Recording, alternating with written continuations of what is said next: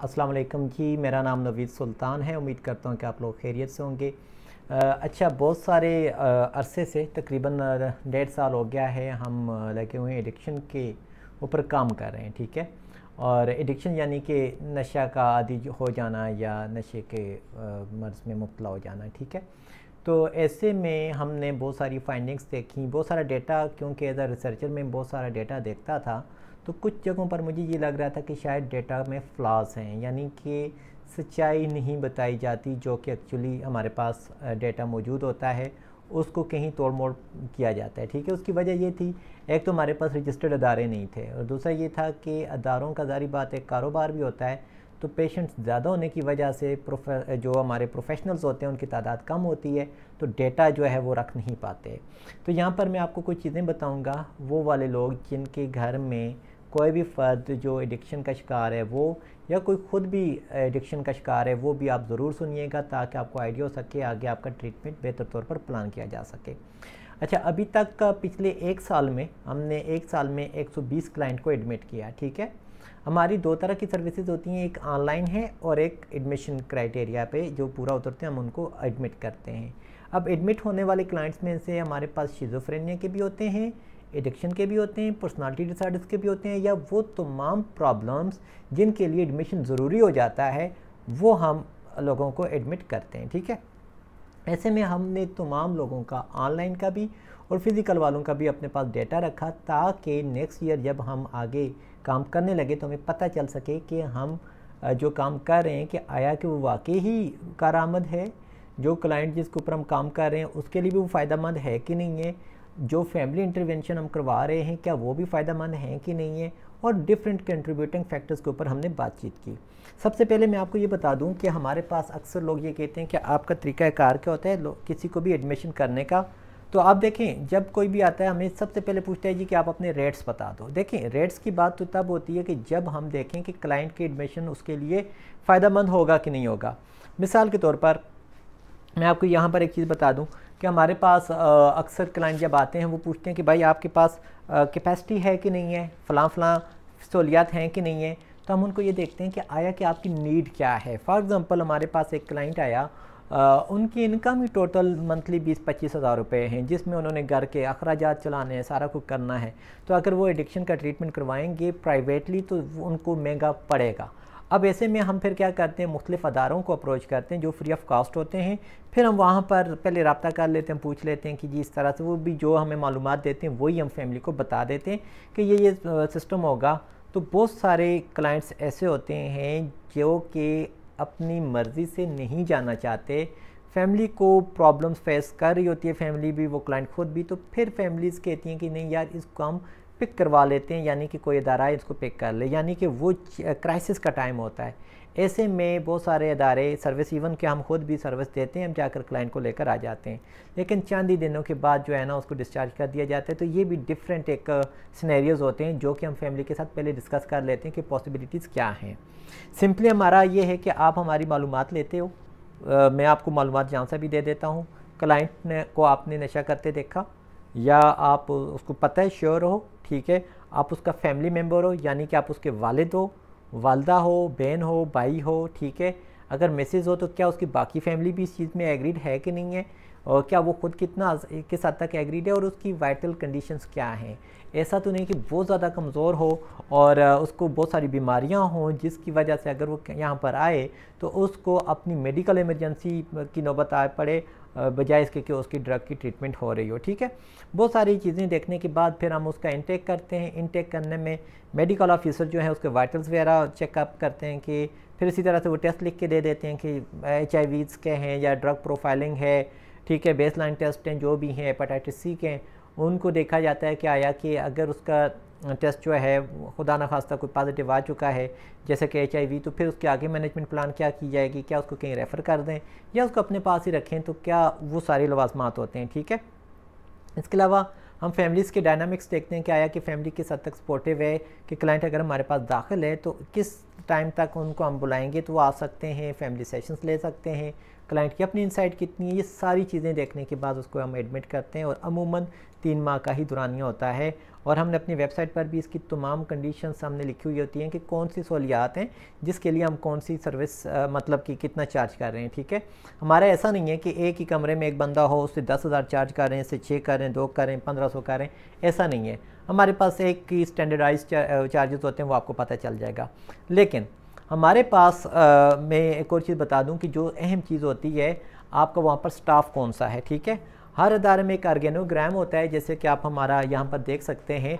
तो इसमें हमारे पास एक क्योंकि एक एडमिनिस्ट्रेशन भी मैं खुद देख रहा होता हूँ और साथ में बाकी मैं as a mental health manager के तौर पर भी काम कर रहा हूँ, तो इसलिए यहाँ पर आपको मेरे साथ मेरे कोलीग्स जो हैं वो बहुत सारे यहाँ पर मेडिकल वाले, यहाँ पर साइकोलॉजी वाले, यहाँ पर आपको ऑडिट ऑफिसर्स वगैरह या एडवोकेट्स, और यहाँ पर हमारे इंटर्निस्ट नज़र आएंगे। ठीक है, तो ऐसे में ये होता है कि मेडिकल ऑफिसर्स जो होते हैं वो अपने मेडिकल पार्ट को देखते हैं, फिर उसके बाद डिटॉक्स का टाइम या फिर इस तरह से, फिर साथ में जो हमारे कंसल्टेंट साइकेट्रिस्ट होते हैं वो जो है अपना, साथ में आपको प्रोफाइल्स इनकी नज़र आ रही होंगी।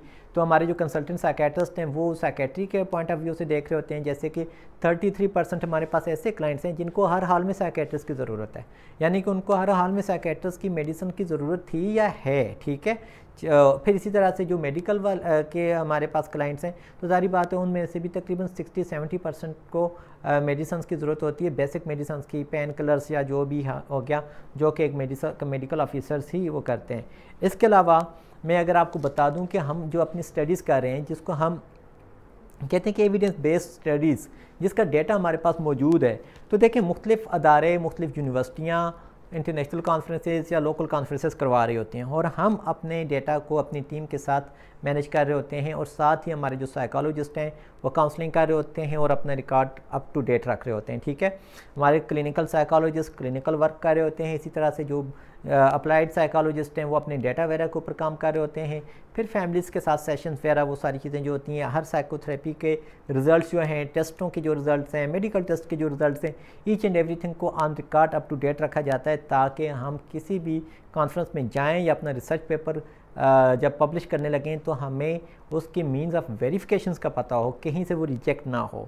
तो यही वजह है कि अल्लाह के फजल से अभी तक हमारे जितने भी पेपर्स हमने जहाँ जहाँ पर भी दिए हैं कोई रिजेक्ट नहीं हुआ और पब्लिश हो रहे हैं, या प्रेजेंटेशन के लिए वो हमें शॉर्टलिस्ट कर दिया जाता है। एक इदारा है फ्यूनिक्स, ठीक है, रिसर्च एंड डेवलपमेंट का, तो उन्होंने लास्ट ईयर जो है ना कोई 6-7 माह पहले जो इंटरनेशनल कॉन्फ्रेंस करवाई थी ड्रग्स के ऊपर, तो वो एक सीरीज़ थी, मतलब कि लाहौर में भी था, पिंडी इस्लामाबाद में भी थे।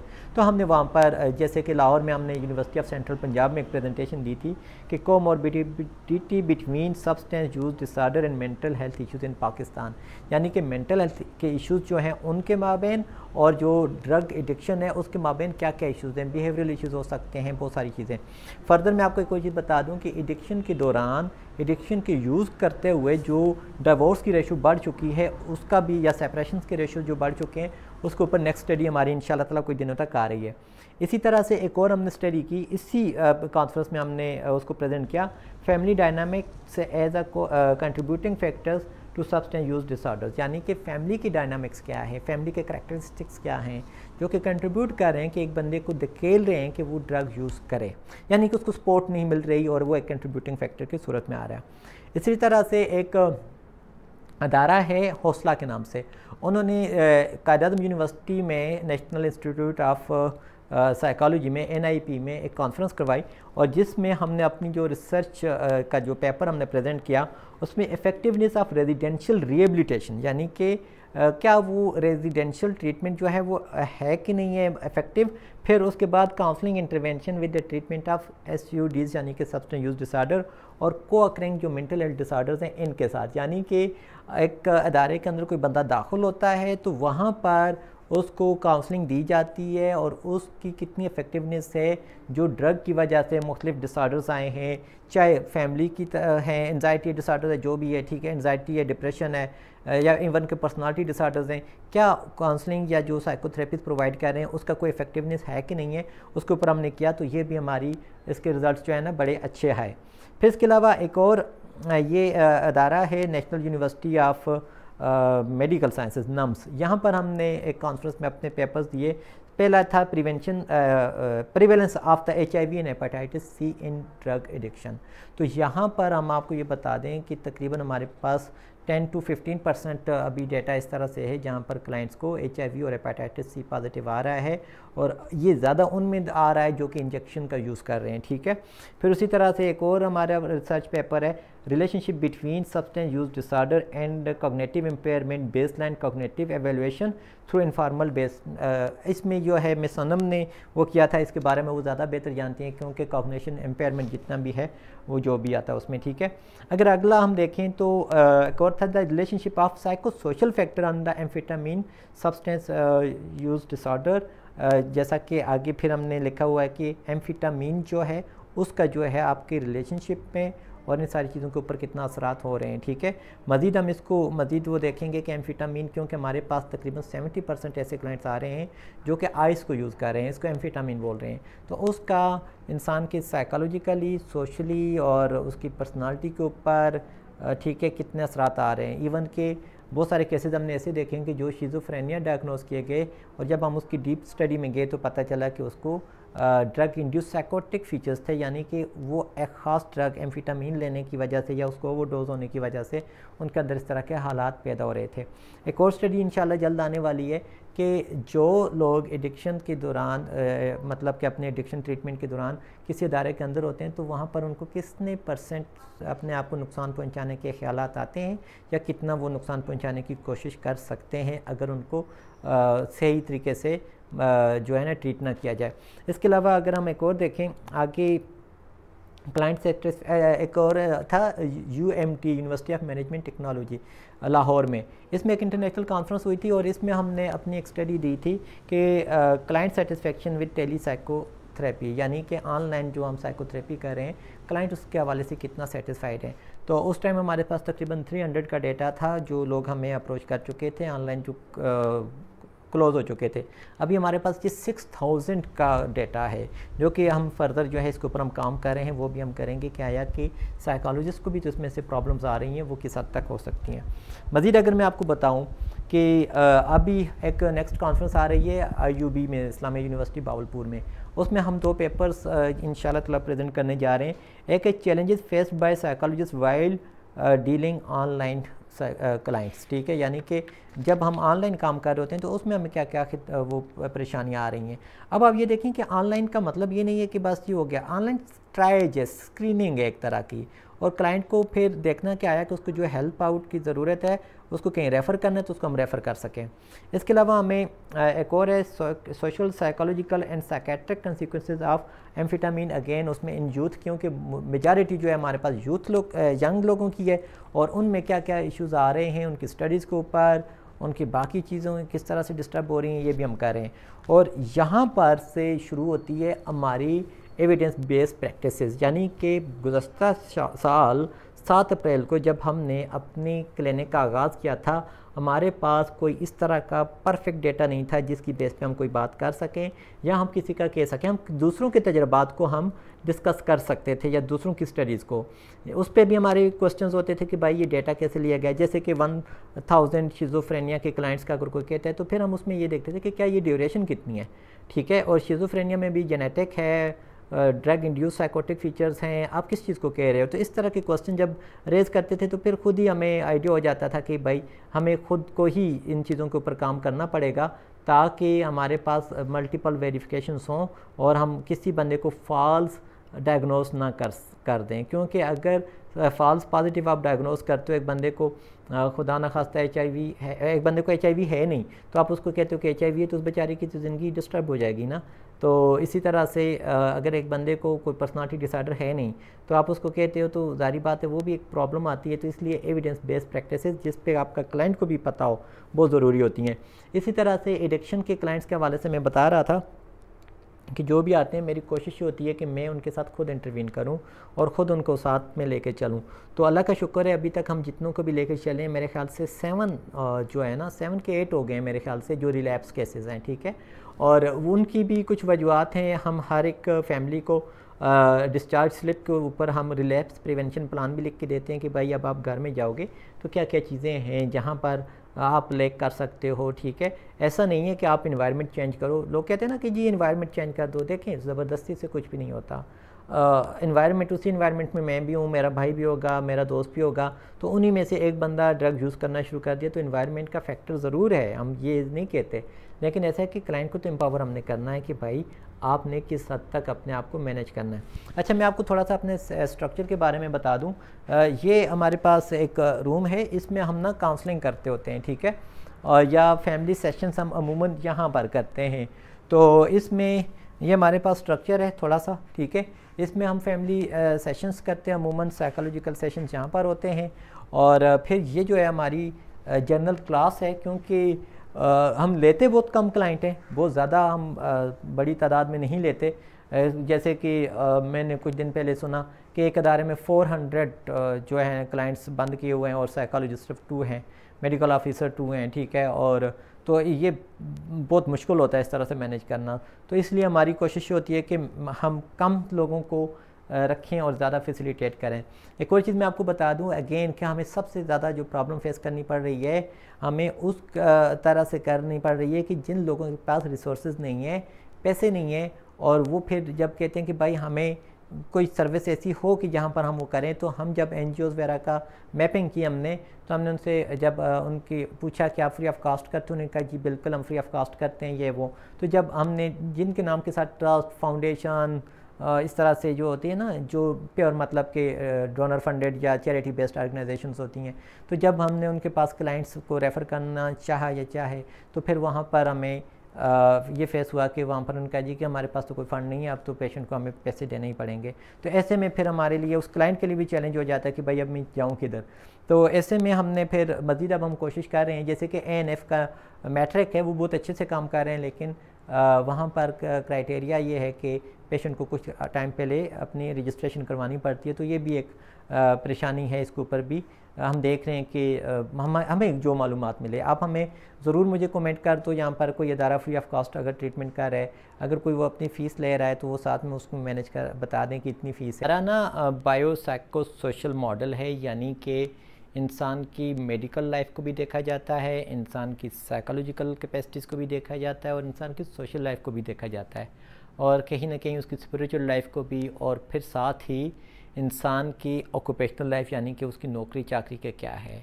जब कोई इंसान ठीक ठाक एक अपने ऑप्टिमल लेवल पे काम करना शुरू कर दे, तो उसको हम कहते हैं कि एक इंसान मेंटली हेल्दी है। और अगर फिज़िकली भी उसके प्रॉब्लम्स रिजॉल्व हो जाएं, ठीक हो जाए, कोई प्रॉब्लम ना रहे, तो वो एक नॉर्मल लाइफ, एक हेल्थी लाइफ गुजारता है। इसलिए हमारे लिए ज़रूरी हो जाता है कि हम उन प्रोफेशनल्स को इन्वॉल्व करें जो कि हमारे साथ काम कर रहे होंगे, ठीक है। तो समझ आ गई। इसलिए हम जब भी कोई बंदा दाखिल होता है, तो उसकी अगर जॉब है, तो हमारी कोशिश ये होती है कि उसकी जॉब के स्ट्रेसेस के ऊपर भी काम किया जाए। फैमिली लाइफ है, उसकी मियाँ बीवी हैं, तो उनके ऊपर भी काम किया जाए। औलाद है तो उसके ऊपर भी काम किया जाए। पेरेंट्स हैं, ठीक है, सारा कुछ। फिर साथ में उसको जो मेडिसिन डॉक्टर्स दे रहे हैं उनको भी दिया जाए। फिर एक और चीज़ भी कि जहाँ जहाँ पर उसको साइड इफ़ेक्ट्स आ रहे होते हैं, या मुमकिना उसकी हमें लग रहा होता है कि कहीं प्रॉब्लम्स आ रही हैं, तो उनको भी देखा जा सकता है, ठीक, या देखा जाता है, ठीक है। तो इसीलिए हमारे डॉक्टर्स जो हैं वो तकरीबन कुछ पेशेंट्स को, कुछ मेडिसिन ऐसी होती हैं जिसका वीकली बेस पे टेस्ट करवाया जाता है कि उनको कोई और प्रॉब्लम तो नहीं आ रही, वो चीज़ें भी देखी जाती हैं। इसलिए हमारे पास डिफरेंट वेज़ हैं। और एक और चीज़ मैं आपको बता दूँ, अभी तो खैर जैसा भी हमारी लोकेशन है, लेकिन कुछ दिनों तक, इंशाल्लाह 1-2 माह तक हम अपनी न्यू लोकेशन पे जाएंगे, तो फिर आपको पाकिस्तान में या आप अमेरिका का भी अदारा उठाकर देख लेंगे, इंशाल्लाह ताला आपको मुकम्मल तौर पर सेम प्रोटोकॉल्स मिलेंगे। प्रोटोकॉल्स तो सेम अभी भी हैं, लेकिन लोकेशन वाइज जो है ना, हम मज़ीद बेहतरी की तरफ जा रहे हैं। तो अच्छा, यहाँ पर मैं एक और बता रहा था कि ये हमारी क्लास का वो है ना, यहाँ पर मैं साइको एजुकेशन लेता होता हूँ। हमारी सारी टीम यहाँ पर साइको एजुकेशन वगैरह लेती है, क्लासेस लेती है। यहाँ पर हम उनको डेमोज़ वगैरह दिखाते हैं, सारी चीज़ें होती हैं, क्योंकि हमारा एक स्टडी वाला माहौल होता है, पढ़ने लिखने वाला होता है, और हमारी कोशिश ये होती है कि मैक्सिमम उनके मेंटली कैपेसिटीज़ को बढ़ाया जाए, ठीक है। तकरीबन अराउंड हम कोई 42 के करीब जो है ना साइकोलॉजिकल टेस्ट करते हैं इन 3 मंथ्स के दौरान, यानी कि एक दिन छोड़ के एक आध दिन रोज़ाना कोई ना कोई टेस्ट हो ही रहा होता है, जिसमें पर्सनालिटी असेसमेंट में है, डिप्रेशन है, एंजाइटी है, शिज़ोफ्रेनिया तो खैर हम पहले से ही उसको डायग्नोस कर रहे होते हैं, ठीक है। फैमिली इश्यूज़ हैं, फिर उसके बाद पेरेंट्स के साथ, टीचर्स के साथ जितने प्रॉब्लम भी आ रहे होते हैं, हर एक ऊपर काम कर रहे होते हैं, और फिर फैमिली को प्रेजेंटेशन भी दे रहे होते हैं। अच्छा, फिर हमारे पास ये तो पेशेंट्स के रूम है, ठीक है, और यहाँ पर हमारे पास फिर हमारे साइकोलॉजिस्ट और मेडिकल ऑफिसर का रूम होता है, ठीक है। यहाँ पर रोज़ाना की उनकी असेसमेंट होती है सुबह शाम की, और जो जो मेडिकली प्रॉब्लम्स आ रहे होते हैं उन हम सबको यहाँ पर मैनेज किया जाता है या उसके ऊपर काम किया जाता है। अच्छा, एक और चीज़ जो सबसे अहम है कि क्या मेडिकल जो लेबॉर्ट्री टेस्टिंग होती है वो हम खुद करते हैं, तो नहीं, वो हम खुद नहीं करते, वो हम कोई भी ISO सर्टिफाइड अदारा जो भी हो उससे हम करवा लेते हैं। उसका फ़ायदा ये होता है कि उसके अपनी जो प्रोटोकॉल हैं वो हम पूरा नहीं कर सकते। एक सारी बात है, हमारा जो मेन फोकस है वो हमारा मेंटल हेल्थ क्लिनिक का है, ना कि मेडिकल उसका है, ठीक है। तो इसलिए हम मेडिकल में इतनी एक्सपर्टीज़ हो ही नहीं सकती हम अपने ये 2-3 डॉक्टर्स के साथ वो करके, क्योंकि इनका तो काम ही कुछ और है, यहाँ पर पैथोलॉजिकल काम तो हो ही कोई नहीं रहा। तो इसलिए हम जो किट्स हैं या जो शॉर्ट टर्म जो होता है उनको हम नहीं इतना वैलिड समझते, क्योंकि उनकी जो रिपोर्टिंग जो कैपेसिटी है या वो इतनी ज़्यादा वैलिड नहीं तस्वर की जाती जब हम अपने रिसर्चेस पब्लिश करते हैं, या इवन के पेशेंट के लिए भी फ़ॉल्स पॉजिटिव या फ़ॉल्स नेगेटिव के बहुत ज़्यादा उसमें केसेस आ रहे होते हैं, ठीक है। फिर अपना अपना रिटेंशन टाइम भी होता है, वो मेरी एक और वीडियो है उसके ऊपर भी आप देख सकते हैं। तो अगर आपको अपना क्लाइंट एडमिट करवाना हो तो आपने काइंडली सिंपली हमारे जो लिंक्स दिए गए होते हैं उनको आप देखें, गौर से पढ़ें, मालूमात लें, मेरे साथ वॉइस नोट पे बातचीत कर लें, एक्सप्लेन करें, अपना वाक़या एक्सप्लेन करें, पेशेंट की तमाम लाइफ के हवाले से डिस्कस करें। और एक चीज़ याद रखें कि कभी भी जिस क्लाइंट की कोई भी चीज़ आप छुपाएंगे, जैसे कि उसका कोई केस चल रहा है अदालत में, आप हमें नहीं बता रहे, उसने कहीं जाना है आप हमें नहीं बता रहे, तो क्लाइंट के लिए भी ये परेशानी होती है। जब वो एडमिट होता है तो उसको मज़ीद परेशानी का सामना करना पड़ता है, ठीक है। तमाम चीज़ें, क्योंकि हमारे पास जब भी कोई क्लाइंट आएगा उसका ID कार्ड नंबर होना ज़रूरी चाहिए है, और उसका ID कार्ड की कापी लाजमन है, क्योंकि हम जब तक वो नहीं होगी तो हम उसको एडमिट नहीं कर पाते। तो इसी तरह से जो अफगान सिटीज़न भी हमारे पास काफ़ी तादाद में आ रहे होते हैं, उनका पाकिस्तान का जो रेजिडेंशियल कार्ड होता है PORC आई थिंक बोलते हैं, वो भी लाजमी होना चाहिए। अभी तक हमने जितने भी एडमिट किए वो कार्ड होना ज़रूरी था, जिसकी वजह से जारी बात है कि वो एक पाकिस्तान में उनका लीगल स्टे होता है। बाकी लोग जो हैं पाकिस्तानी तो जारी बात है वो अपने हैं। फिर उसके अलावा जो बाहर से आते हैं जो लोग, ठीक है, क्योंकि अमूमन इस तरह से भी होता है, बाहर से कॉल करते हैं कि हम आ रहे हैं जी, फिर आते हैं, फिर आकर फिर तमाम आप पूरा पाकिस्तान के तमाम क्लिनिक्स को घूमो, हमें कोई मसला नहीं है। लेकिन जब आप रजिस्ट्रेशन करवाओगे उससे पहले क्लिनिक को विज़िट लाजमी करो, जिस जगह पर आपने रहना है, जिस रूम में आपने रहना है उसको चेक करो, क्योंकि ये बायलैटरल कम्युनिकेशन होती है, हम दोनों तरफ से मिल के काम करते हैं, तो तभी आपकी बेहतरी हो सकती है। ज़ोर ज़बरदस्ती से ये काम नहीं होता। अगर एक क्लाइंट को उसकी इंसाइट अच्छी है और 1 महीने के बाद जब उसका डिटॉक्स ख़त्म हो गया, अगेन उसको अगर वो आगे सेशन नहीं लेना चाहता तो उसकी चॉइस होती है कि अब उसने रहना है कि नहीं रहना, और फैमिली की चॉइस होती है, ठीक है, ज़ोर ज़बरदस्ती नहीं होती। और अभी तक हमारा जो बेड ऑक्यूपाइड टाइम है वो 2 मंथ्स है, यानी कि फिर भी हम हाईएस्ट लेवल पर जा रहे हैं, क्योंकि क्लाइंट्स फिर रहना शुरू कर देते हैं। और हमारी कोशिश ये होती है कि मैक्सिमम में क्लाइंट्स को सपोर्ट करूँ और उनकी फैमिलीज़ को सपोर्ट करूँ, और वो बेहतर तौर पर जो है अपनी ज़िंदगी में एडजस्ट हो पाएँ, ठीक है। तो इसलिए दुआ में याद रखिए, और अल्लाह हाफ़िज़।